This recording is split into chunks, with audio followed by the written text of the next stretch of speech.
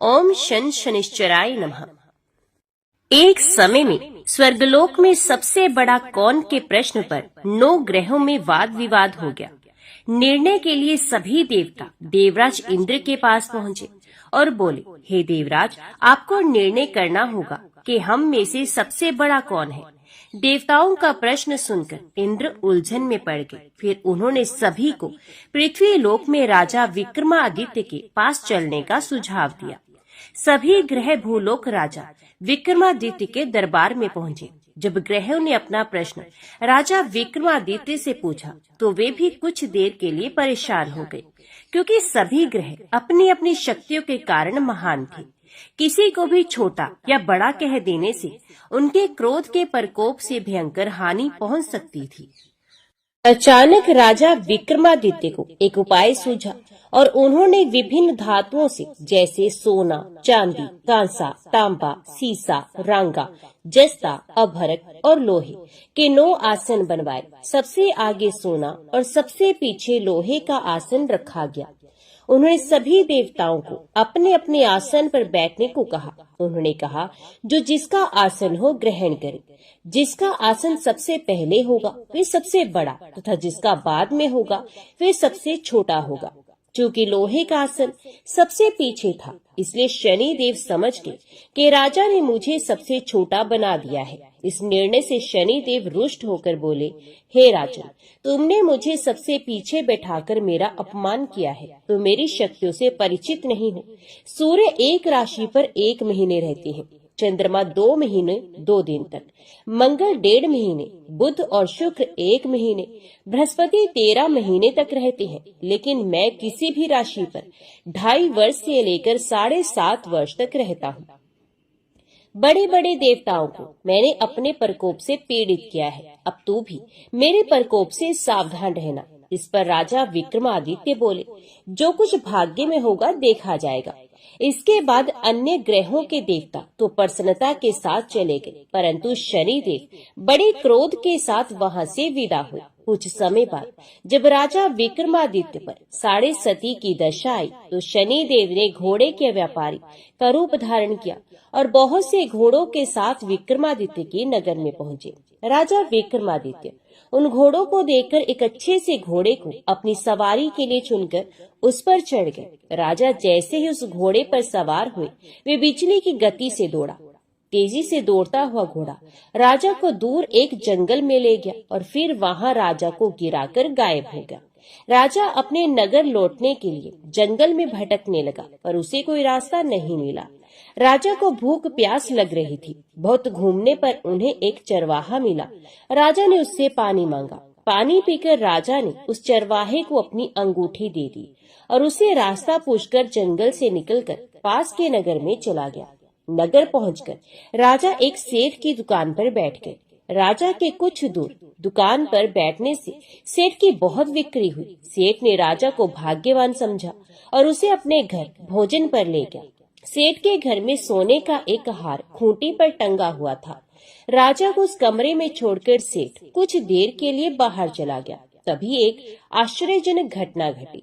राजा के देखते ही देखते खूंटी सोने के उस हार को निगल गई। सेठ ने जब हार गायब देखा तो उसने चोरी का संदेह राजा पर किया और अपने नौकरों से कहा कि इस परदेसी को रस्सियों से बांधकर नगर के राजा के पास ले चलो।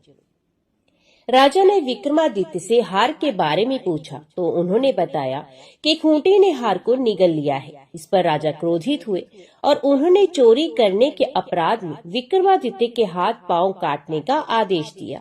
सैनिकों ने राजा विक्रमादित्य के हाथ पांव काटकर उन्हें सड़क पर छोड़ दिया। कुछ दिन के बाद एक तेली उन्हें उठाकर अपने घर ले गया और उसे कोल्हू पर बैठा दिया। राजा आवाज देकर बैलों को हाँकता रहा। इस तरह तेली का बैल चलता रहा और राजा को भोजन मिलता रहा। शनि के प्रकोप की 7.5 पूरी होने पर वर्षा ऋतु प्रारंभ हुई। एक रात विक्रमादित्य मेघ मल्हार गा रहा था। तभी नगर की राजकुमारी मनभावनी रथ पर सवार होकर उस घर के पास से गुजरी। उसे मल्हार सुना तो उसे बहुत अच्छा लगा और दासी को भेजकर गाने वाले को बुला लाने को कहा। दासी लौटकर राजकुमारी को अपंग राजा के बारे में सब कुछ बता रही थी। राजकुमारी उसके मेघ मल्हार से बहुत मोहित हुई थी और सब कुछ जानते हुए भी उसने अपंग राजा से विवाह करने का निश्चय किया। राजकुमारी ने अपने माता पिता से जब ये बात कही तो वे हैरान रह गए। उन्होंने उसे बहुत समझाया, पर राजकुमारी ने अपनी जिद नहीं छोड़ी और प्राण त्याग देने का निश्चय कर लिया। आखिरकार राजा रानी को विवश होकर अपंग विक्रमादित्य से राजकुमारी का विवाह करना पड़ा। विवाह के बाद राजा विक्रमादित्य और राजकुमारी तेली के घर में ही रहने लगे। उसी रात स्वप्न में शनिदेव ने राजा से कहा, राजा, तुमने मेरा प्रकोप देख लिया, मैंने तुम्हें अपने अपमान का दंड दिया है। राजा ने शनिदेव से क्षमा करने को कहा और प्रार्थना की कि हे शनिदेव, आपने जितना दुख मुझे दिया है अन्य किसी को न देना। शनिदेव ने कहा, राजा, मैं तुम्हारी प्रार्थना स्वीकार करता हूँ। जो कोई स्त्री पुरुष मेरी पूजा करेगा, कथा सुनेगा, जो नित्य ही मेरा ध्यान करेगा, चींटियों को आटा खिलाएगा, ये सभी प्रकार के कष्टों से मुक्त होता रहेगा तथा उसके सब मनोरथ पूर्ण होंगे। ये कहकर शनिदेव अंतर ध्यान हो गए। प्रातः काल राजा विक्रमादित्य की आंख खुली तो अपने हाथ पांव देखकर राजा को बहुत खुशी हुई। उन्होंने मन ही मन शनिदेव को प्रणाम किया। राजकुमारी भी राजा के हाथ पांव को सही सलामत देखकर आश्चर्य में डूब गई। तब राजा विक्रमादित्य ने अपना परिचय देते हुए शनिदेव के प्रकोप की सारी कहानी कह सुनाई। इधर सेठ को जब इस बात का पता चला तो दौड़ता हुआ आया और राजा विक्रमादित्य के चरणों में गिरकर क्षमा मांगने लगा। राजा विक्रमादित्य ने उसे क्षमा कर दिया, क्योंकि वे जानते थे कि ये सब तो शनिदेव के प्रकोप के कारण ही हुआ था। सेठ राजा विक्रमादित्य को पुनः अपने घर ले गया और उन्हें भोजन कराया। भोजन करते समय वहाँ एक आश्चर्य भरी घटना फिर से घटी। सबके देखते ही देखते उस खूंटी ने हार को उगल दिया। सेठ ने अपनी बेटी का विवाह भी राजा के साथ ही कर दिया और बहुत से स्वर्ण आभूषण धन आदि देकर राजा को विदा किया। राजा विक्रमादित्य राजकुमारी मन भावनी और सेठ की बेटी के साथ अपने नगर वापस पहुँचे तो नगर वासियों ने हर्ष के साथ उनका स्वागत सत्कार किया। अगले दिन राजा विक्रमादित्य ने पूरे राज्य में घोषणा करवा दी कि शनिदेव सब ग्रहों में सर्वश्रेष्ठ है। प्रत्येक स्त्री पुरुष शनिवार को उनका व्रत करे और व्रत कथा को अवश्य सुने। राजा विक्रमादित्य की घोषणा से शनिदेव बहुत प्रसन्न हुए। शनिवार का व्रत करने और व्रत कथा को सुनने से शनिदेव की अनुकंपा बनी रहती है और जातक के सभी दुख दूर हो जाते हैं। तो सब प्रेम से बोलो, शनिदेव महाराज की जय। एक बार नारद जी ने महादेव जी से पूछा, हे महादेव, शनिश्चर की दी हुई पीड़ा कैसे दूर होती है, ये मुझे बताइए।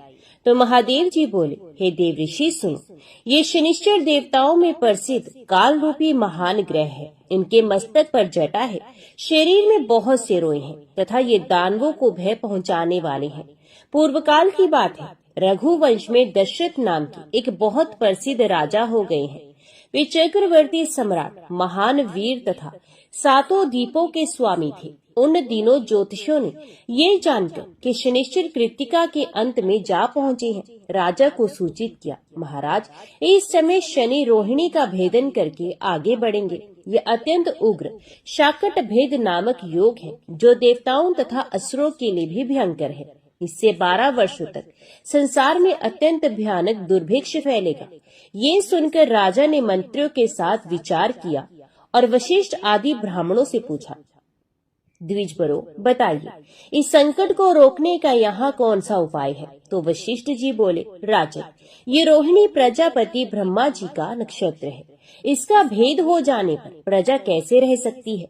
ब्रह्मा और इंद्र आदि के लिए भी ये योग असाध्य है। इस पर महादेव जी कहते हैं, नारद, इस बात पर विचार करके राजा दशरथ ने मन में महान साहस का संग्रह किया और दिव्य अस्त्रों सहित दिव्य धनुष लेकर रथ पर आरूढ़ हो बड़े वेग से वे नक्षत्र मंडल में गए। रोहिणी पृष्ठ सूर्य से 1.25 लाख योजन ऊपर है। वहां पहुंचकर राजा ने धनुष को कान तक खींचा और उस पर संहार अस्त्र का संधान किया। वे अस्त्र देवता और असुरों के लिए भयंकर था। उसे देखकर शनिदेव कुछ भयभीत हो गए और हंसते हुए बोले, राजेंद्र, तुम्हारा महान पुरुषार्थ शत्रु को भय पहुंचाने वाला है। मेरी दृष्टि में आकर देवता, असुर, मनुष्य, सिद्ध, विद्याधर और नाग सब भस्म हो जाते हैं, किंतु तुम बच गए हो। अतः महाराज, तुम्हारे तेज और पौरुष से मैं संतुष्ट हूँ। वर मांगो। तुम अपने मन से जो कुछ चाहोगे उसे अवश्य दूंगा। तो दशरथ ने कहा, शनिदेव महाराज, जब तक नदियां और समुद्र हैं, जब तक सूर्य और चंद्र सहित पृथ्वी कायम है, तब तक आप रोहिणी का भेदन करके आगे न बढ़े, साथ ही कभी 12 वर्षों तक दुर्भिक्ष न रहे। शनिदेव बोले, तथास्तु। महादेव जी कहते हैं, ये दोनों वर पाकर राजा बड़े प्रसन्न हुए। उनके शरीर में रोमांच हो आया। वे रथ के ऊपर धनुष डाल हाथ जोड़ शनिदेव की इस प्रकार स्तुति करने लगे। दशरथ बोले, जिनके शरीर का वर्ण कृष्ण, नील तथा भगवान शंकर के समान है, उन शनि देव को नमस्कार है। जो जगत के लिए काल अग्नि एवं कृतांत रूप है, उन शनेश्वर को बारंबार नमस्कार है। जिनका शरीर कंकाल है तथा जिनकी दाढ़ी, मूछ और जटा बड़ी हुई है, उन शनिदेव को प्रणाम है। जिनके बड़े बड़े नेत्र, पीठ में सटा हुआ पेट और भयानक आकार है, उन शनेश्वर देव को नमस्कार है। जिनके शरीर का ढांचा फैला हुआ है, जिनके रोए बहुत मोटे हैं, जो लंबे चौड़े किंतु सूखे शरीर वाले हैं तथा जिनकी दाढ़ें काल रूप है, उन शनिदेव को बारंबार प्रणाम है। शनेश्वर, आपके नेत्र खोखले के समान गहरे हैं। आपकी ओर देखना कठिन है। आप घोर, रौद्र, भीषण और विकराल हैं। आपको नमस्कार है। बलिमुख, आप सब कुछ भक्षण करने वाले हैं। आपको नमस्कार है। सूर्य नंदन, भास्कर पुत्र, अभय देने वाले देवता, आपको प्रणाम है। नीचे की ओर दृष्टि रखने वाले शनिदेव, आपको नमस्कार है। समर्थक, आपको प्रणाम है। मंद गति से चलने वाले शनेश्वर, आपका प्रतीक तलवार के समान है। आपको पुनः पुनः प्रणाम है। आपने तपस्या से अपने देह को दग्ध कर दिया है। आप सदा योग अभ्यास में तत्पर, भूख से आतुर और अतृप्त रहते हैं। आपको सदा सर्वदा नमस्कार है। ज्ञान नेत्र, आपको प्रणाम है। कश्यप नंदन सूर्य के पुत्र शनिदेव, आपको नमस्कार है। आप संतुष्ट होने पर राज्य दे देते हैं और रुष्ट होने पर उसे तत्क्षण हर लेते हैं। देवता, असुर, मनुष्य, सिद्ध, विद्याधर और नाग, ये सब आपकी दृष्टि पड़ने पर समूल नष्ट हो जाते हैं। हे देव, मुझ पर प्रसन्न होइए। मैं वर पाने के योग्य हूँ और आपकी शरण में आया हूँ। महादेव जी कहते हैं, नारद, राजा के इस प्रकार स्तुति करने पर ग्रहों के राजा महाबलवान सूर्यपुत्र शनिश्चर बोले, उत्तम व्रत के पालक राजेंद्र, तुम्हारी इस स्तुति से मैं संतुष्ट हूँ। रघुनंदन, तुम इच्छा अनुसार वर मांगो, मैं तुम्हें अवश्य दूंगा। तो दशरथ बोले, हे सूर्य नंदन, आज से आप देवता, असुर, मनुष्य, पशु, पक्षी तथा नाग, किसी भी प्राणी को ना पीड़ा दे। शनि ने कहा, राजन, ये देवता, असुर, मनुष्य, सिद्ध, विद्याधर और राक्षस, इनमें से किसी के भी मृत्यु स्थान, जन्म स्थान अथवा चतुर्थ स्थान में मैं रहूं तो उसे मृत्यु का कष्ट दे सकता हूँ, किंतु जो श्रद्धा से पवित्र और एकाग्रचित हो, मेरी लोहमय सुंदर प्रतिमा का शमी पत्रों से पूजन करके तिल मिश्रित उड़द, भात, लोहा, काली गो या काला वृष ब्राह्मण को दान करता है तथा विशेष मेरे दिन को स्तोत्र से मेरी पूजा करता है, पूजन के पश्चात भी हाथ जोड़कर मेरे स्तोत्र का जप करता है, उसे मैं कभी भी पीड़ा नहीं दूंगा।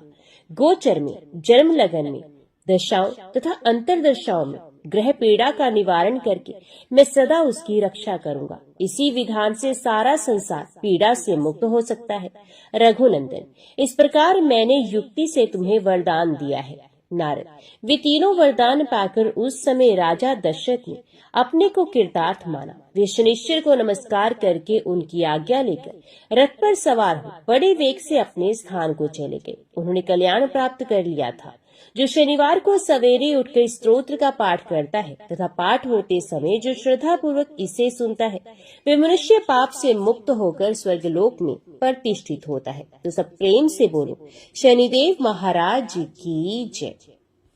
शिव पुराण की एक कथा के अनुसार एक समय शनिदेव भगवान शंकर के धाम हिमालय पहुंचे। उन्होंने अपने गुरुदेव भगवान शंकर को प्रणाम कर उनसे आग्रह किया, हे प्रभु, मैं कल आपकी राशि में आने वाला हूँ, अर्थात मेरी वक्र दृष्टि आप पर पड़ने वाली है। शनिदेव की बात सुनकर भगवान शंकर हतप्रभ हो गए और बोले, हे शनिदेव, आप कितने समय तक अपनी वक्र दृष्टि मुझ पर रखेंगे? तो शनिदेव बोले, हे नाथ, कल सवा पहर के लिए आप मेरी वक्र दृष्टि पर रहेंगे। शनिदेव की बात सुनकर भगवान शंकर चिंतित हो गए और शनि की वक्र दृष्टि से बचने के लिए उपाय सोचने लगे। शनि की दृष्टि से बचने हेतु अगले दिन भगवान शंकर मृत्यु लोक आए।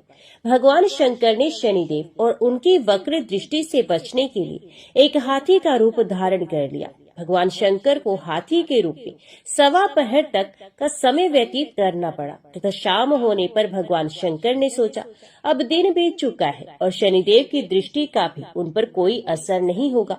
इसके उपरांत भगवान शंकर उन्हें कैलाश पर्वत लौट आए। भगवान शंकर प्रसन्न मुद्रा में जैसे ही कैलाश पर्वत पर पहुंचे, उन्होंने शनिदेव को उनका इंतजार करते पाया। भगवान शंकर को देखकर शनिदेव ने हाथ जोड़कर प्रणाम किया।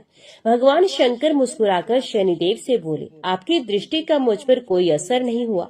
ये सुनकर शनिदेव मुस्कुराए और बोले, मेरी दृष्टि से ना तो देव बच सकते हैं, ना ही दानव, यहाँ तक कि आप भी मेरी दृष्टि से बच नहीं पाए। ये सुनकर भगवान शंकर आश्चर्यचकित रह गए।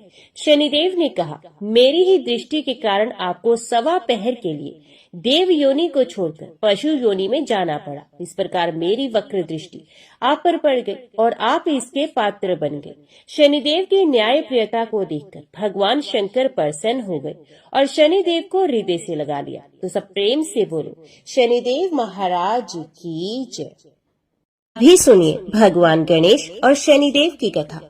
सूत जी बोले, हे शौनक, अब मैं एक अन्य उपाख्यान सुनाता हूँ जिसमें भगवान महागणेश्वर के दर्शन के लिए शनिश्चर का आगमन हुआ था।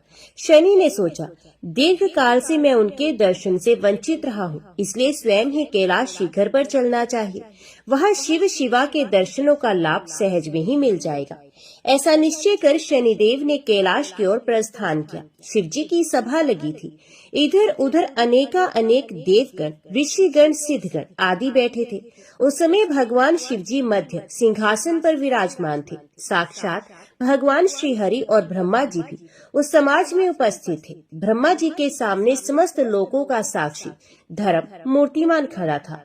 उसी समाज में देवराज इंद्र भी एक श्रेष्ठ आसन पर आसीन थे। पार्वती जी के पिता हिमाचल भी पधारे हुए थे और अनेक शिवगण उनके सत्कार आदि में लगे हुए थे। सूर्य और चंद्रमा दोनों ही इधर उधर बैठे हुए उस समय प्रकाश फैला रहे थे। नृत्य करने वालों की मंडलियां नृत्य में तत्पर थी। गंधर्व गण और किन्नर गण गायन वादन कर रहे थे। श्रुतियां सुनने में सारभूत एवं सुरदायक भगवान श्री हरि के स्तवन में निमग्न थी। इस प्रकार कैलाश शिखर पर आनंद उत्सव मनाया जा रहा था। ऐसे ही समय में भगवान सूर्य देव के प्रतापी पुत्र ग्रहेश्वर शनिदेव का वहां आगमन हुआ।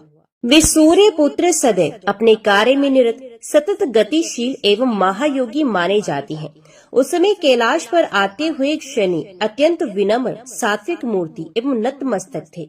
उनके नेत्र प्रभु के ध्यान में मूंदे हुए थे। मन में भगवान सर्वेश्वर श्री हरि का नाम जप चल रहा था।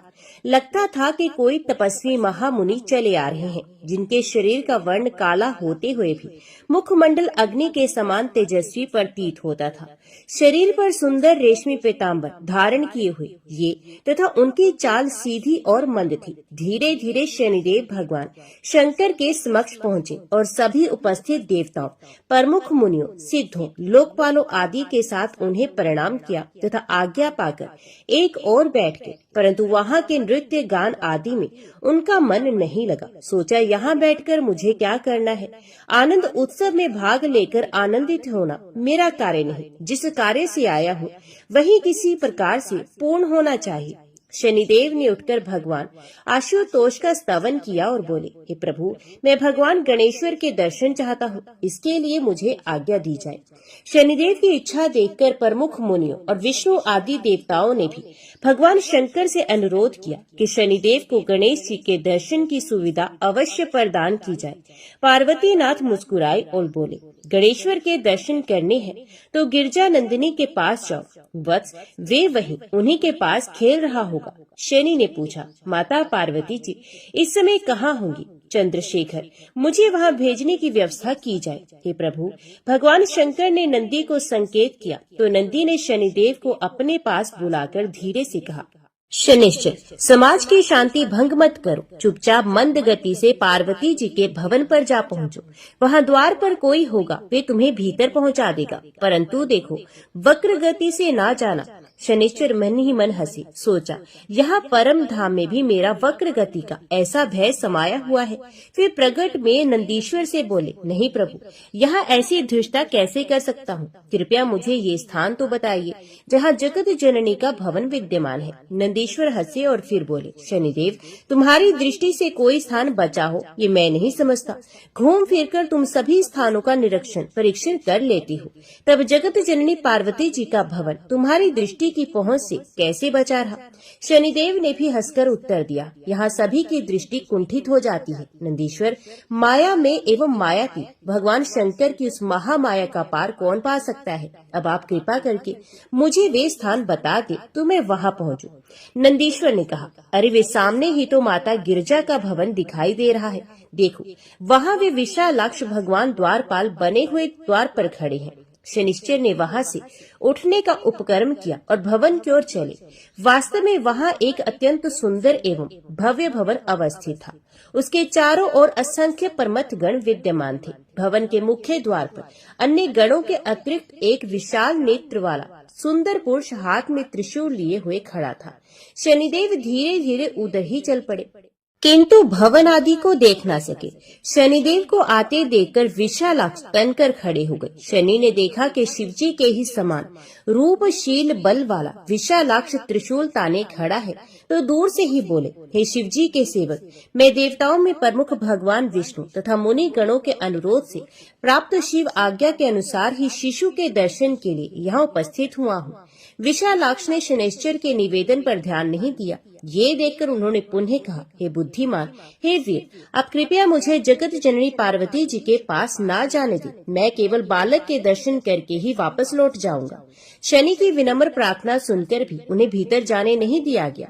वे बोले, मैं ना तो देवताओं की आज्ञा का वहन करने वाला हूँ और न ही शिवजी का ही सेवक हूँ। तो देवताओं का दास, विष्णु का पार्षद या शिव का किंकर हूँ, उससे कहो। शनिदेव बड़े असमंजस में पड़े। उन्होंने सोचा, अब क्या किया जाए? कोई सामान्य पुरुष होता तो मैं उसे दृष्टि मात्र से तुरंत पीड़ित कर एक ओर डाल देता, परंतु ये तो अद्वितीय पुरुष जान पड़ता है जो शिवजी और वैकुंठनाथ विष्णु को भी कुछ नहीं समझता।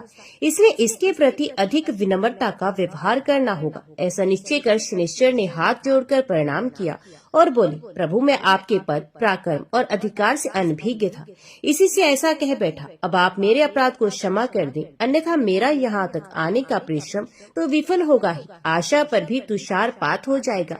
अतएव कृपा कीजिए प्रभु, प्रसन्न हो जाइए ना। विशालाक्ष प्रसन्न हो गए। उन्होंने पूछा, तुम कौन हो? बालक के दर्शन की इतनी उत्कंठा क्यों है तुम्हारे मन में? इन प्रश्नों को उत्तर मिलने पर ही कुछ प्रयास किया जा सकता है। शनिश्चर ने कुछ विचार कर कहा, नाथ, मैं सूर्य पुत्र शनि हूँ। अपनी कल्याण कामना से भगवान शंकर के दर्शन के लिए आया था। साथ ही जगत जननी और बालक के दर्शन की भी परम अभिलाषा थी। भगवान के दर्शन तो हो गए, माता और बालक के दर्शन शेष हैं, जो आपकी कृपा से ही हो सकते हैं। विशालाक्ष बोले, ग्रहेश्वर, माता की आज्ञा के बिना तुम्हें भीतर जाने देना मेरे लिए संभव नहीं है। तो प्रभु, शनिदेव ने गिड़गिड़ाते हुए निवेदन किया, मैं यहाँ खड़ा हूँ, अब जगत जननी गिरिराज नंदिनी के पास जाकर आज्ञा ले आने की कृपा कीजिए। विशालाक्ष ने कुछ दृढ़ता से कहा, तुम्हारा अनुरोध मानकर मैं भीतर जाता हूँ, पर कहीं तुम भी मेरे पीछे पीछे ना चले आना। जब तक मैं ना लौटूं तब तक यहीं खड़े रहना। उन्होंने विश्वास दिलाया, निश्चिंत रहे प्रभु, मैं यहीं खड़ा हूँ, आपकी प्रतीक्षा करूंगा। भला आप जैसे उपकारी देव की आज्ञा का उल्लंघन कैसे कर सकता हूँ। विशालाक्ष उन्हें द्वार पर खड़ा करके भीतर चले गए और जगत जननी को प्रणाम कर बोले, माता, आपके और शिशु के दर्शन की इच्छा से ग्रहेश्वर शनि सेवा में उपस्थित होना चाहते हैं। पार्वती जी ने कहा, उसे आने दो वत्स, ये भी सदैव आज्ञा में चलने वाला श्रेष्ठ अनुचर है। विशालाक्ष ने द्वार पर लौटकर कहा, ग्रहेश्वर, तुम माता की सेवा में उपस्थित हो सकते हो। ये कहकर उन्होंने मुख्य द्वार को कुछ खोल दिया। आज्ञा मिलने से हर्षित हुए शनिदेव भीतर पहुँचे और जगत जननी उमा को देखते ही उन्हें प्रणाम कर स्तुति करने लगे। माता एक अति उच्च रत्नमणि जटित स्वर्ण सिंहासन पर विराजमान है। उनके चारों ओर असंख्य देवियां खड़ी थी। 5 प्रमुख सखियां श्वेत चामरों द्वारा निरंतर उनकी सेवा कर रही थी। कुछ अन्य सखियां तांबूल भेंट कर रही थी तो कुछ सुगंधित द्रव्य अर्पण कर रही थी। माता ने अपनी देह पर अग्नि के समान तेजस्वी वस्त्र धारण किए हुए थे। गले में स्वर्ण रत्न आदि के दिव्य हार, हाथों में कंकण आदि आभूषण, भुजदंड पर बाजूबंद, कमर में रतन जटित श्रृंखला, चरणों में नुपुर सुशोभित थे। अद्भुत रूप राशि में वे माता अपने तेज से ही समस्त भवन को प्रकाशित किए हुए थी। उनकी गोद में अद्वितीय शिशु विद्यमान था। उनके समक्ष अप्सराएं और देवांगनाएं नृत्य कर रही थी। किन्नरियां और गंधर्वनियां गायन वादन में तल्लीन थी। इस प्रकार भवन में अद्वितीय आनंद उत्सव मनाया जा रहा था। वातावरण सर्वत्र शांत था। समस्त नारी समाज रस विभोर हो रहा था, परंतु सर नीचा किए रहने के कारण वे कुछ भी देख ना सके। सूर्यपुत्र शनि को अपने चरणों में दंडवत करते देखकर माता प्रसन्न होती हुई बोली, शनिश्चर, हे वत्स, मैं तुमसे अत्यंत प्रसन्न हूँ।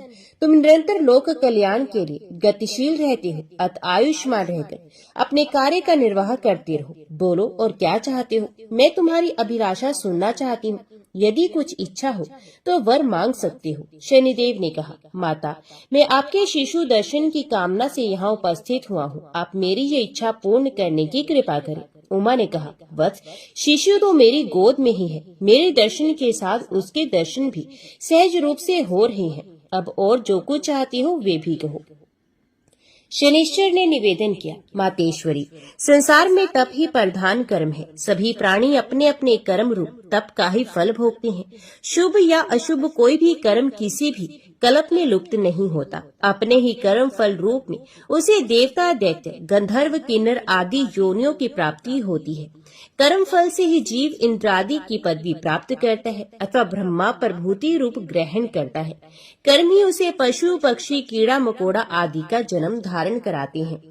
कर्म ही मनुष्य देहधारी को राजा, राजमंत्री, सेनापति, आचार्य आदि बना देता है। उसी से राजा के घर में जन्म की प्राप्ति होती है। कर्म ही ऊंच नीच जाति, व्याधि, विपत्ति आदि में कारण होता है। कर्म ही त्रिक योनियों में डालता है। वही जीव को वृक्ष आदि के रूप में डाल देता है। कर्म ही अल्प आयु और दीर्घ आयु के कारण है। वही जीव को चिंता में डालता है और वही चिंताओं से उबारने में समर्थ होता है। कर्म का फल ही मनुष्य को धनवान बनाता है। उसी से अपनी गांठ का बंधन भी निकल जाता है। कर्म से मनुष्य को भाई, संतान एवं स्त्री आदि की प्राप्ति होती है। विषय में आसक्ति अथवा अनासक्ति भी कर्म आदि की प्राप्ति का फल है। यश, अपयश, हानि, लाभ, जीवन मरण आदि की प्राप्ति भी किए हुए कर्मों से ही होती है। सभी जानते हैं कि शुभ कर्म से शुभ फल की जीव को जो कुछ भी प्राप्ति, अप्राप्ति और कुप्राप्ति होती है, उस सबका कारण पूर्वकृत कर्म ही अधिक मान्य है। वर्तमान में किए जाने वाले कर्मों का फल शीघ्र मिल सकता है, किंतु उनमें जो अधिक ग्रहित होते हैं उनका फल देर से ही अधिक मिलता है। यदि वर्तमान जीवन में उनका भोग किसी कारणवश प्राप्त नहीं होता तो वे अगले जन्म में भोगना होता है। हे माता, ये सब तो मैंने प्राकृत कथन रूप से संक्षेप में ही कह दिया। वस्तुतः आप स्वयं ही कर्म फल आदि के विषय में सब कुछ जानती हैं, इसलिए मेरी उक्त बातों का आपके समक्ष कोई अर्थ नहीं। फिर भी किसी प्रसंग को प्रस्तुत करने के लिए उसका पूर्व रूप भी कहना उचित है। अब आप एक अत्यंत गोपनीय और महत्वपूर्ण इतिहास सुनिए। यद्यपि वे ना कहने योग्य इतिहास माता के समक्ष लज्जाजनक भी है, तो उसे भी कहना होगा। मातेश्वरी, मैं आरंभ से ही भगवान श्री कृष्ण का भक्त रहा हूँ तथा मेरा मन सदैव उन्हीं भगवान के चरणारविंदों में लगा रहता था।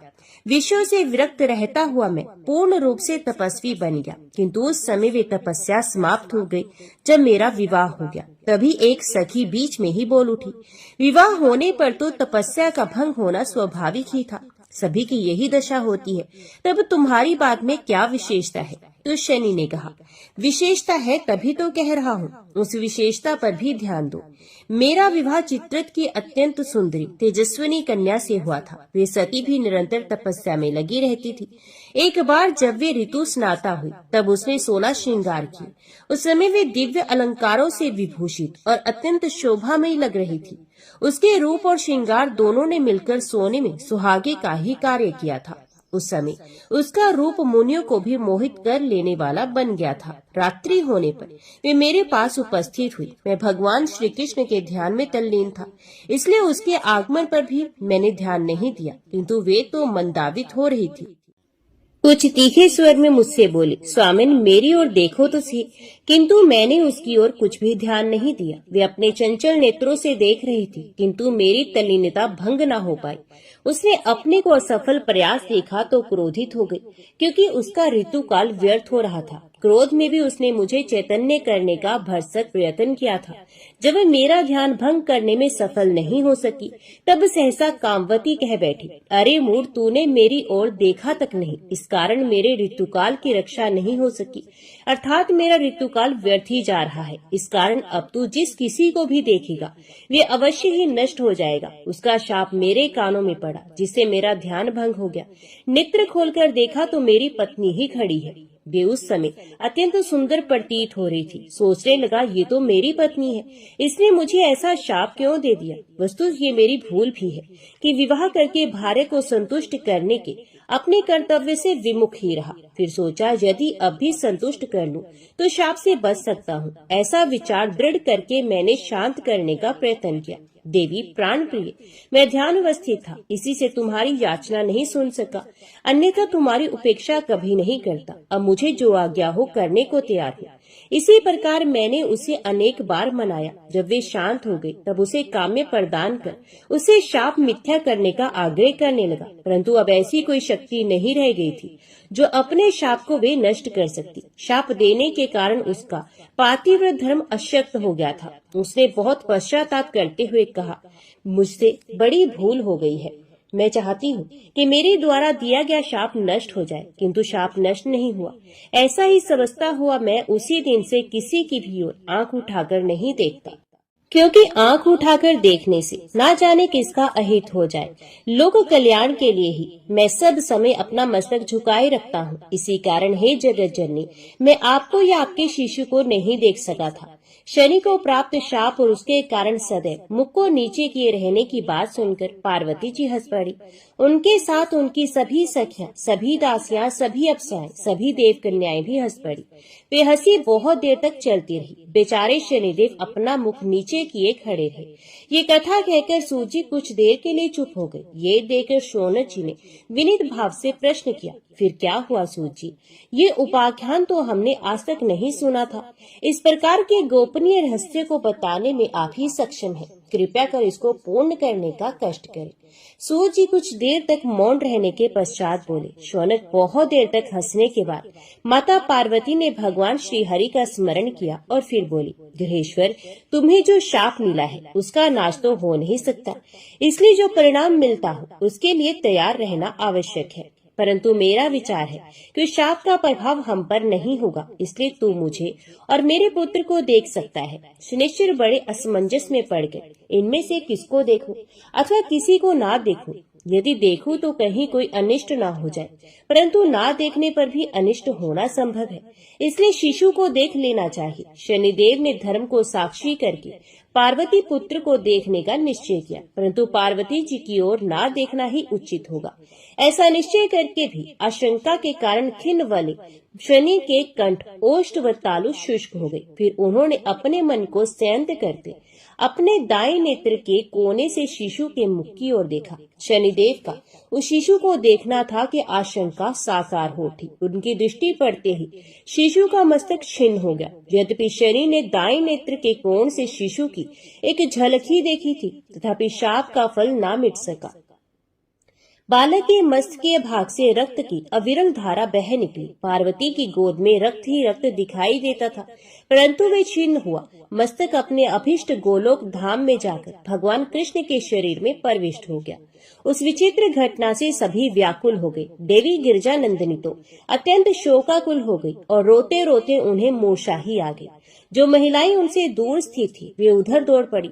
अनेक स्त्रियां चित्र में बनाई जाने वाले के समान स्तंभित सी हुई सखियों ने पार्वती जी को जगाने का बहुत प्रयास किया, किंतु कोई सुपरिणाम ना निकला। भवन में होने वाले घोर कोलाहल को सुनकर नंदीश्वर पता लगाने के लिए दौड़े और फिर लौटकर कहने लगे, हे प्रभु, हे चंद्रमौली, भवन में बड़ी विचित्र दुर्घटना घट गई है। शिशु के दर्शन के लिए आए हुए शनिदेव ने जो ही बालक के दर्शन किए त्यों ही उसका मस्तक छिन्न होकर उड़ गया। बेचारा शनिश्चर दीनहीन हुआ, सिर झुकाए वहीं खड़ा हुआ है। नंदी की बात सुनकर सभी उपस्थित समाज शोकग्रस्त हो गया। भगवान शंकर तो इतने व्याकुल हो गए कि उन्हें मूर्छा सी आ गई। गिरिराज, हिमाचल, देवराज इंद्र एवं सभी देव, ऋषि, गंधर्व, किन्नर आदि रोने लगे, परंतु भगवान श्री हरि ने तुरंत ही गरुड़ का स्मरण किया और कुछ ही देर में गरुड़ आकर उपस्थित हुए। भगवान श्री हरि उस पर आरूढ़ होकर उत्तर दिशा की ओर चल पड़े। पुष्य भद्रा नदी के तट के निकट ही भयंकर वन में एक गजराज अपनी सुघड़काई हथनी के साथ सो रहे थे। भगवान श्री हरि उसे देखते ही गरुड़ से उतरे और अपने सुदर्शन चक्र को प्रेरित कर गजराज का मस्तक काट दिया। उस समय इतना भयंकर शब्द हुआ कि 10 दिशाएं कांप गई। उस शब्द ने सभी को जगा दिया। हथनी और उसके बच्चे गजराज की वे दशा देखकर चित्कार करने लगे। इधर भगवान ने गजराज का रक्ताक्त मस्तक गरुड़ की पीठ पर रख दिया। उसी समय हथनी ने आकर गरुड़ का पंख पकड़ लिया और फिर श्री कृष्ण पर वाग्बाणों का प्रहार करने लगी। उसने कहा, तुमने मेरे पति को क्यों मारा? अब उसके सिर को कहाँ लिए जाते हो? मुझे सब वृतांत सत्य सत्य बताओ, नहीं तो मैं तुम्हें शाप दे दूंगी। भगवान बोले, गजेश्वरी, शांत हो, मैं इसे मारना नहीं चाहता था। अच्छा तो यही होता कि अन्य कोई जीव मारा जाता, किंतु विवशता तो यही थी कि मेरी दृष्टि में आने वाला प्रथम प्राणी यही था। जिसे कार्य के लिए यह मारा गया, उसमें प्रथम दृष्टिगत प्राणी का शीश लेने का ही विधान है। हाथी ने उत्कंठा से पूछा, किंतु तुम्हें किसी प्रथम प्राणी के मस्तक की आवश्यकता ही क्यों हुई? यदि इसका कोई यथार्थ कारण बता सकोगे तो मैं तुम्हें शाप देकर ही नष्ट कर डालूंगी, इसलिए मेरे प्रश्न का उत्तर तुरंत दो। भगवान बोले, पार्वती जी के पुत्र का दर्शन करने के उद्देश्य से गृहेश्वर शनि उसके भवन में गए थे। उन्होंने जो ही बालक पर एक दृष्टि डाली कि उसका मस्तक छिन्न होकर ऊपर की ओर उड़ गया। इसके फलस्वरूप जगत जननी पुत्र वियोग के शोक से मूर्छित हो गई है। हथनी बोली, तो वे कौन सा न्याय है कि एक शिशु की प्राण रक्षा के लिए निरपराध गजराज की ही हत्या कर दी गई? सिर उड़ाना था तो शनिश्चर का ही उड़ाते, क्यों वे दुष्ट सदैव ही लोक विरुद्ध कार्य ही करता रहता है। विष्णु बोले, हे देवी, शनिश्चर भगवान श्री कृष्ण का परम भक्त और अमर और अजय है। उसका मारा जाना किसी प्रकार संभव ही नहीं था। फिर ये तो संसार के कल्याण के लिए सदैव गतिशील रहता है, बेचारा एक क्षण को भी तो कहीं विश्राम नहीं कर पाता। हथिनी बोली, संभव है ऐसा हो, पर तुम मेरे पति को किसी भी प्रकार से जीवित कर दो। यदि ऐसा नहीं करोगे तो मैं अब धर्म अधर्म में कुछ भी ना देकर तुम्हें शाप दे दूंगी। भगवान ने कहा, देवी, किसी मरे हुए जीव को मैं कैसे जीवन दान दे सकता हूँ? तुम अपनी हट छोड़कर इसके बदले में मुझसे जो चाहे वो वर मांग सकती हो, मैं वही वर तुम्हें दे दूंगा। हथिनी को इस तर्क से सत्यता नहीं लगी। उसने कहा, देव, तुमने ही उसे मारा है तो तुम ही उसे जीवन दान दे सकते हो। यदि तुम किसी को जीवन प्रदान नहीं कर सकते हो तो उसके प्राण लेने का भी तुम्हें कोई अधिकार नहीं। कहते हैं कि देवता गण तो किसी का सर काटने पर अन्य का सर लगाकर जीवित कर देते हैं। मैं समझती हूँ कि मेरे पति का सर भी तुम इसी कार्य के लिए ले जा रहे होगे। श्री हरि बोले, तुम यथार्थ कहती हो देवी। वस्तुत किसी के प्राण लेने का अधिकार उसी को होना चाहिए जो उसे पुनः जीवन भी प्रदान कर सके। अच्छा, तो मैं भी तुम्हें निराश नहीं होने दूंगा। किसी अन्य देहधारी के मस्तक की खोज करता हूँ, उसे तुम्हारे पति के धड़ पर लगा दूंगा। हथिनी ने हठ किया, तो मेरे पति का मस्तक ही इसे धड़ पर लगा दो। पार्वती के पुत्र के लिए अन्य किसी का मस्तक लगा देना। मैं समझती हूँ कि तुम मेरे साथ अन्याय नहीं करोगे। भगवान ने उसे समझाते हुए कहा, देवी ये मस्तक तो हमें नहीं मिल सकता, क्योंकि प्रथम दृष्टिगत जीव का मस्तक लगाने से मृत्यु की जीवन रक्षा हो सकती है। तुम धैर्य रखो, मैं अभी किसी जीव को लाकर इसे पुनर्जीवित करता हूँ। हाथी चुप हो गई। भगवान गरुड़ पर सवार हुए और कुछ ही दूर पर अन्य हाथी को देखकर उसका मस्तक काटा। वे मस्तक गजराज की धड़ पर रखकर जोड़ दिया और अनुग्रह पूर्वक जीवन दान देकर बोले, उठो गजराज, बहुत देर से सो लिए, अब निद्रा का समय निकल चुका है। गजराज ने आंखें खोलकर सोते से जागते हुए के समान देखा। भगवान को देखकर उनके चरणों पर मस्तक रख दिया और स्तुति करने लगा, प्रभु आज मैं अत्यंत धन्य हो गया। जिन भगवान श्री हरि के दर्शन करोड़ों जन्म तपस्या करने पर भी नहीं होते, उनका सौभाग्य मुझे सहज में ही प्राप्त हो गया है। हे नाथ, आप चतुर्भुज, किरीटधारी, शंख चक्र आदि से संवित, समस्त दिव्य आयुधों से सुसज्जित तथा गरुड़ पर आरूढ़ होकर गमन करने वाले हैं। आपको मेरा बारंबार नमस्कार है। हे प्रभु, आपने मेरा मस्तक छिन्न किया, ये बड़े सौभाग्य की बात हुई। साक्षात आपके द्वारा मारा जाना तो निश्चय ही मोक्ष रूप परम पुरुषार्थ का कारण होता है। उससे निश्चय ही मुझे मोक्ष की प्राप्ति होगी, किंतु अब पुनर्जीवित होने से मैं उस दुर्लभ मोक्ष से वंचित ही रह जाऊंगा। भगवान ने उसके सर पर हाथ फेरते हुए कहा, भक्तराज, तुम्हारा इच्छित अवश्य प्राप्त होगा। तुम्हारी पत्नी पतिव्रता है, इसी के अनुरोध से तुम्हें पुनर्जीवन की प्राप्ति हुई है। हथिनी ने भगवान की स्तुति की, प्रभु उस शोकग्रस्त अवस्था में मुझसे जो भूल बन गई हो उसे क्षमा करे। उस समय आवेश में आकर मैं आप परमेश्वर के प्रति अनेक दुर्वचन प्रयोग में ला बैठी थी। भगवान ने उसे भी मीठी वाणी से परितुष्ट किया और गरुड़ पर चढ़कर गजराज के काटे हुए मस्तक सहित कैलाश की ओर मन के वेग से समान चल दिए और शीघ्र ही जगत जननी पार्वती जी के भव्य भवन में जा पहुँचे। भगवान श्री हरि को हाथी के मस्तक सहित आते देखकर सब उपस्थित समुदाय ने खड़े होकर उनका स्वागत किया। जब पार्वती जी को ये ज्ञात हुआ कि शिशु के धड़ पर हाथी का मस्तक जोड़ा जाएगा, तब वे अधिक व्याकुल होती हुई बोली, जनार्दन, तो मेरे पुत्र को निरह पशु ही बना देना चाहती हो। अवश्य इसके वध में तुम्हारा ही हाथ रहा होगा, क्योंकि तुम किसी को सुखी नहीं देखना चाहते। मेरे शिशु होने के समाचार से तुम्हें ये भय हुआ होगा कि कहीं बड़ा होकर मेरी पदवी ना छीन ले, इसलिए शनिश्चर को साथ लेकर यहाँ आ गए। फिर हमें अनुग्रह बनाने की दृष्टि से हाथी का मस्तक ले आए, जिससे कि मेरा पुत्र पशु और महामूर्ख बना रहे। कहो, तुम्हारी चाल यही थी ना, जो प्राय सफल हो गई। भगवान मुस्कुराए। तभी वहाँ खड़े हुए शनिश्चर ने कहा, माता, आपका अनुमान यथार्थ नहीं है। भगवान श्री हरि तो शिव सभा में बहुत पहले से विराजमान थे, उनसे मेरी भेंट कभी हुई ही नहीं। फिर ये तो जो कुछ भी करते हैं उसमें लोक हित ही निहित होता है। उमा बोली, तू भी मिथ्या कह रहा है शनिश्चर। जब तू निजी दृष्टि किए रखने के कारण किसी की ओर देखता ही नहीं, तब तूने भगवान श्री हरि से वहाँ बैठे हुए किस प्रकार देख लिया। इसे यही प्रतीत होता है कि मेरे पुत्र की हत्या के षड्यंत्र में तुम भी सम्मिलित रहे हो और तुमने जानबूझकर ही मेरे पुत्र को मार डाला है। शनिदेव ने अत्यंत विनयपूर्वक कहा, जगत जननी, आप शंका मत करिए। चाहे मैं किसी और नहीं देखता तो भी बोलचाल को सुनकर किसी को भी सरलता से पहचान सकता हूँ। आंखों से काम नहीं लेता तो क्या, मेरे कान भी समूचे दृश्य को मस्तिष्क तक पहुँचा देते हैं। फिर भी पार्वती जी को संतोष नहीं हुआ। ये जानकर भगवान श्री हरि ने समझाते हुए कहा, देवी, मेरे बल पराक्रम से अनभिज्ञ हो, इसलिए इस प्रकार की बातें कर रही हो।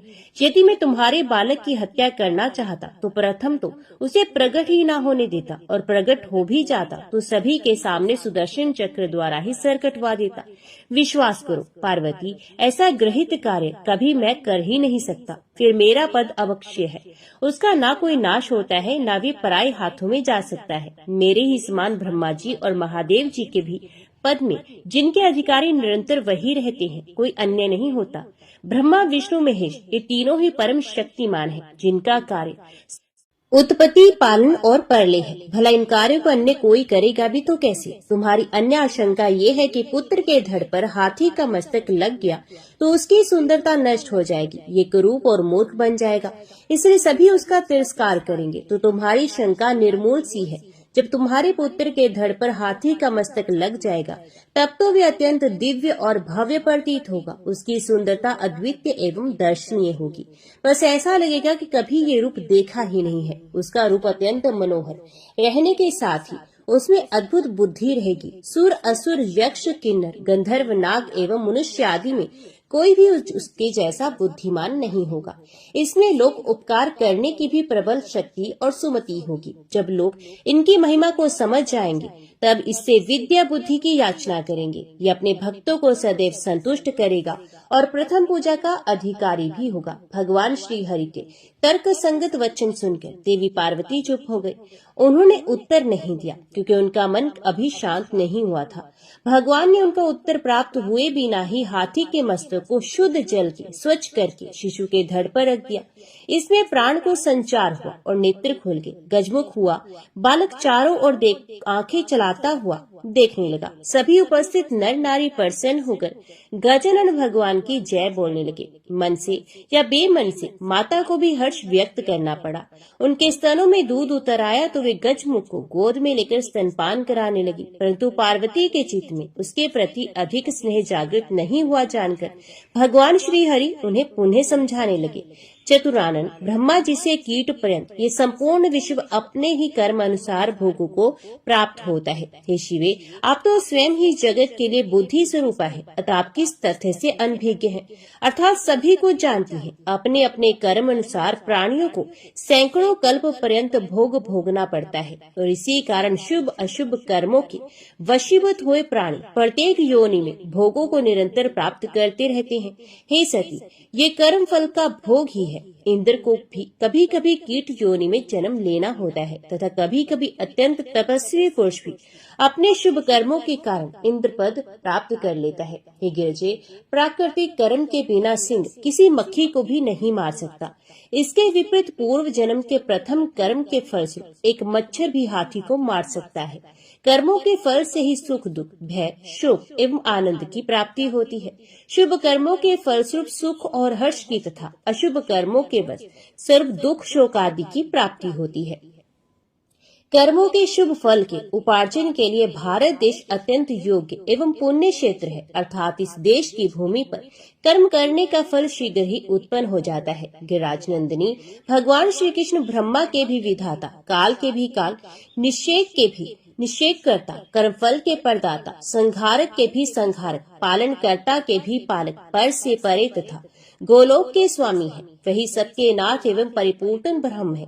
हम ब्रह्मा, विष्णु, महेश्वर सभी जिस पुरुष की एक कला मात्र है, उसी का एक अंश ये महाविराट है। उस महाविराट के ही लोम छिद्रों में ये समस्त विश्व समाविष्ट रहता है। उसके कुछ कलांश धर्म में विद्यमान है तथा कुछ कलाओं के भी विभिन्न अंश होकर ये संपूर्ण जगत बना है तथा बिना यज्ञ की स्थिति भी उसी में है। इसलिए देवी, तुम सृष्टि के इस रहस्य को समझने की चेष्टा करो। अपने चित्त में उत्पन्न हुई अशांति एवं तर्क वितर्क को त्याग कर अपने पुत्र को संभालो। देखो, वे अत्यंत प्रतापी एवं महिमावंत है। भगवान के उक्त वचन सुनकर पार्वती का चित्त कुछ स्वस्थ हुआ। तब उन्होंने श्री हरि की स्तुति की। प्रभु, आपकी माया बड़ी अद्भुत है, उसमें मैं तो क्या, शिव जी भी मोहग्रस्त हो जाती है। ये मेरी कैसी मूर्खता थी कि आप भी मेरे पुत्र को जीवित करने के प्रयास में लगे थी और मैं मोह में पड़कर आपके प्रति अपशब्द कह रही थी। हे जगन्नाथ, आप विशाल हृदय हैं, मुझे तुच्छ नारी के प्रति रोष को त्याग कर अनुग्रह कीजिए। आपने मेरे पुत्र को जीवित कर मुझ पर बड़ा अनुग्रह किया है, उसमें मैं कभी भूल नहीं सकती। हे दीन बंधु, मुझ मूर्ख स्त्री को क्षमा कीजिए, क्षमा कीजिए प्रभु। विष्णु बोले, देवी मैं प्रसन्न हूँ, तुम्हारी यश वृद्धि हो और शिशु अमर तप की प्राप्ति करे। ये सभी देवताओं में अत्यंत आदरणीय और सदैव प्रथम स्मरण के योग्य रहेगा। तदुपरांत भगवान विष्णु ने अपने कंठ में धारण की हुई कौस्तुभमणि बालक के गले में पहना दी। फिर ब्रह्मा जी ने उसे अपना मुकुट पहनाया और धर्मराज ने रत्नों का एक दिव्य अलंकार धारण कराया। इसी प्रकार समस्त उपस्थित देवी देवताओं ने अपने अपने आभूषण, आभरण, अलंकार आदि प्रदान किए। तब सब प्रकार से संतुष्ट हुए शिवजी ने बालक का स्तवन किया। फिर बोले, गजानन, आपके यहाँ आने से मैं धन्य हो गया। नरदेव पर गज का मुख कैसा शोभायमान प्रतीत होता है, जिसका वर्णन भी इस वाणी से नहीं हो सकता। इस पर सभी देवताओं ने आभूषण आदि के रूप में तुम्हें शक्ति प्रदान की है, इसलिए तुम सदैव विजयी रहोगे। सुर, असुर, दैत्य, राक्षस, मनुष्य, नाग आदि में ऐसा कोई भी नहीं जो तुम्हारी समता कर सके। तदुपरांत ब्रह्मा जी ने निवेदन किया, हे देवाधिदेव, हे गजमुख, तुम सभी शास्त्रों, समस्त विद्याओं, सभी कर्मों में स्वयं सिद्ध निष्णात हो। अन्य तो क्या, मैं भी तुम्हारे पांडित्य का सामना करने में समर्थ नहीं। हमारी प्रार्थना है कि तुम सदैव देवताओं के पक्ष का निर्वाह करते रहना। इसके पश्चात समस्त उपस्थित देवताओं, मुनियों, गंधर्वों, किन्नरों, यक्षों, अप्सराओं, देवियों आदि ने भी विभिन्न प्रकार से अपने अपने मत अनुसार गजमुख की स्तुति की। तदनुसार शिव शिवा दोनों ने ब्राह्मणों को करोड़ों रत्न मणि आदि का दान किया। वंदी जनों को सैकड़ों हजारों हाथी घोड़े प्रदान किए। तदुपरांत शिव शिवा ने मंगल उत्सव मनाते हुए ब्राह्मणों को भोजन कराया तथा वेद पाठ एवं पुराण पाठ के भी आयोजन हुए। नृत्य गीत आदि भी चलने लगे। अप्सराएं और सूर वनिताएं विविध प्रकार के नाच द्वारा उत्सव को और भी अधिक शोभायमान बना रही थी। इस प्रकार ये उत्सव दीर्घ काल तक निर्बाध रूप से चलता रहा। बेचारे शनिदेव अभी उसी प्रकार नीचा मुख किए खड़े थे। वे संकोच के कारण ना तो जा सके, न उत्सव में ही भाग ले सके। तभी पार्वती जी की दृष्टि शनिदेव पर पड़ी तो उन्हें क्रोध आ गया। शनिदेव को लज्जा से सिकुड़े हुए देखकर क्रोधित हुए पार्वती ने उन्हें शाप दे दिया कि तू सभा के मध्य में ही अंगहीन हो जा। पार्वती के द्वारा सूर्य पुत्र शनि को इस प्रकार शाप दिए जाने पर भगवान सूर्यदेव कुपित हो गए और लाल नेत्रों से देखते हुए बोले, सभी उपस्थित सज्जन देखने कि गिरजा ने मेरे पुत्र को व्यर्थी शाप दिया है। उस बेचारे का किंचित मात्र भी दोष नहीं। वे दर्शन के लिए आया था और गिरजा की अनुज्ञा प्राप्त होने पर ही उसने बालक की केवल झलक देखी थी। फिर अब जबकि बालक पुनर्जीवित हो गया और उसी उपलक्ष्य में उत्सव भी मनाया जा रहा है, तो इस अवस्था में उसे शाप देने का प्रयोजन ही क्या था। कश्यप और यमराज भी क्रुद्ध हो गए और तीव्रता से कहने लगे, शनि का कोई अपराध नहीं। अब जो कुछ भविष्य होता है वे तो होकर रहता है। फिर शनिश्चर तो लज्जा से सर झुकाए खड़ा था, इसलिए इसे अभी शपथ करने की अपेक्षा उस पर दया करनी चाहिए। इस प्रकार कुछ अन्य देवता भी उठकर खड़े हो गए। क्रोध के कारण उनके नेत्र लाल हो रहे थे, ओष्ठ फड़क रहे थे, आवेग के कारण शरीर कांप रहे थे। तभी वे पुण्य बोले, इस शाप की प्रमुख अपराधिनी गिरजा और दूसरे अपराधी विष्णु हैं। हम इन दोनों को ही आज ऐसा शाप देंगे कि जीवन भर अपने कर्म फल रूप का स्मरण करेंगे। ये कहते हुए वे जगत जननी पार्वती जी और श्री हरि को शाप देने को उद्यत हुए देखकर ब्रह्मा जी उठे और उन्होंने उन सब को इस प्रकार समझाया, हे दिनकर, हे कश्यप, हे यमराज, हे अन्यान्य देवगण, इस विवाद को शांत किया जाना ही श्रेयस्कर है। जो कुछ होने वाला था वे हो चुका। बाकी किसी के भी द्वारा शापों का आदान प्रदान होने से हम सभी की हानि है, क्योंकि उससे दुष्कर्मी असुरादि अधिक प्रबल हो जाएंगे, जिसके फलस्वरूप हम सभी को तिरस्कृत और भयभीत रहना होगा। अति विवेक से काम लेते हुए क्रोध का निवारण करो। उधर विष्णु और पार्वती जी उन्हें शाप देने को उद्यत हो रहे थे। ब्रह्मा जी ने उनके प्रति भी ऐसा ही निवेदन किया, भगवान, आप सभी के ईश्वर, ज्ञान और बुद्धि के प्रेरक, काल के भी नियंता एवं सर्वसमर्थ हैं। आपका क्रोध समस्त त्रिलोकी को भस्म करने में समर्थ है तथा हे जगन निवास, ये समस्त विश्व आपने ही उत्पन्न किया है, तो अब आपके ही शाप से नष्ट नहीं होना चाहिए। हे प्रभु, यही मेरी प्रार्थना है कि आप क्रोध को त्याग कर शांत होने की कृपा करें। फिर उन्होंने पार्वती जी से कहा, हे देवी, आप भगवान शंकर की अर्धांगिनी हैं। आपके निमेष उन्मेष में ही संसार का विनाश और प्राकट्य निहित है, इसलिए आपको शिवा कहती हैं। हे कल्याणी, आप अन्य किसी की बात पर ध्यान न देकर मेरी बात मानिए। इस जगत को नष्ट होने से बचाइए परमेश्वरी, अन्यथा घोर विनाश उपस्थित हो सकता है। ब्रह्मा जी के इस प्रकार के कोमल एवं सार गर्भित वचन सुनकर महर्षि कश्यप बोले, पितामह, ये बेचारा शनिश्चर तो पत्नी के शाप से दृष्टि दोषी हो गया था। वे तथ्य इसने छिपाया भी नहीं। बालक ही माता ने इसके दृष्टि दोष जानते हुए बालक को देखने की आज्ञा दी थी, तभी उसे देखा था। तब उसके शीन मस्तक होने में इस बेचारे का क्या दोष रहा। तभी सूर्य बोल पड़े, मेरे पुत्र ने धर्म को साक्षी बनाकर बालक की माता से आज्ञा ली। तभी उसके पुत्र की ओर देखा, फिर उस निरपराध को अंग भंग होने का शाप दे डाला। इसलिए अंग भंग को रोका जाने पर ये शांति संभव है। यमराज बोले कि राजनंदिनी ने स्वयं ही देखने की आज्ञा दी थी। तब मुझे साक्षी बनाकर शनि ने उस बालक को प्रयत्न पूर्वक स्वल्प ही देखा था। जब बालक का अंग भंग होने के पश्चात वे पुनर्जीवित हो गया तो भी शनि को शापित कर डाला। इसलिए यदि हम लोग किसी वधी को शाप देना चाहते हैं तो उसमें दोष ही क्या है। ब्रह्मा जी बोले, आप लोग शांत हो जाएं। मैं शीघ्र ही यत्न करता हूँ कि पार्वती के शाप का विमोचन हो जाए। पार्वती ने सहज चंचलतावश शाप दे डाला है। वे उनकी भूल थी, किंतु सज्जनों द्वारा तो बड़े से बड़े अपराधी भी क्षमा कर दिए जाते हैं। इस प्रकार पितामह ने उन सबको शांत किया और फिर शनिदेव से बोले, गृहेश्वर, तुम तुरंत ही देवी पार्वती की शरण में चलो। तुम्हारे शाप का निवारण उन्हीं की कृपा से संभव होगा। यदि तुम्हारे पिता और उनके पक्ष वाले देवता माता पार्वती को शाप दे भी दे तो उससे तुम्हारे कोई उपकार नहीं हो सकता। इसलिए मेरे साथ चलो। चतुरानन का आदेश मानकर शनि उनके साथ माता के आश्रय में पहुंचे। तब ब्रह्मा जी ने पार्वती जी से निवेदन किया, जगत जननी, हे दुर्गे, आपने अपने पुत्र के दर्शन की आज्ञा दे दी थी तो शनि को क्या दोष था। फिर भी आपने उस निर्दोष को शाप दे दिया। इसलिए अब उस शाप का प्रतिकार होना आवश्यक है। पार्वती जी ने ब्रह्मा जी की बात पर कुछ देर विचार किया और बोली, पितामह, मेरा शाप अमोघ है, उसका व्यर्थ होना किसी भी प्रकार संभव नहीं। ब्रह्मा जी बोले, गिरजानंदिनी, इसका कुछ उपाय तो करना ही होगा, अन्यथा सूर्य, कश्यप, धर्म आदि देवताओं के कोप से तीनों ही लोग भस्म हो जाएंगे। देवी पार्वती बोली, चतुरानन, मैं शाप दे सकती हूँ तो वर भी दे सकती हूँ। इसे और इनके पक्ष के सभी देवताओं को मैं वरदान से संतुष्ट कर दूंगी। ब्राह्मण, आप उन सभी को यहाँ बुला लीजिए। सूर्य आदि सभी वहाँ बुला लिए गए। उन्होंने आकर जगत जननी के चरणों में प्रणाम किया और जय जयकार करते हुए बोले, परमेश्वरी, कृपा करो, इस निर्दोष शनिश्चर को अपनी अनुग्रहात्मक दृष्टि से निहार दीजिए।